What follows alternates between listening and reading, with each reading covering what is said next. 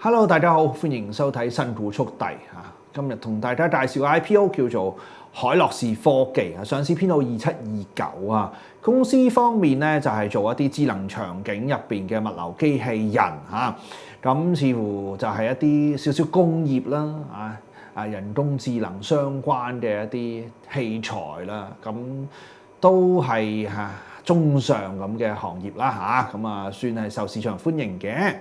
3月16號開始招股，3月19號早上9點半截止認購啦。上市日係3月24號嚇，發行價格16個4至20蚊4啊！入場費每手咧4001蚊多啲，集資額7.5個億附近嚇。睇翻行業上面吸引嘅，集資額細細啦咁我相信市場都會有一番炒作嚇，大家有興趣嘅話即管認購啦。我係證監會持牌人，以上所講過嘅股份我係冇財務權益嘅。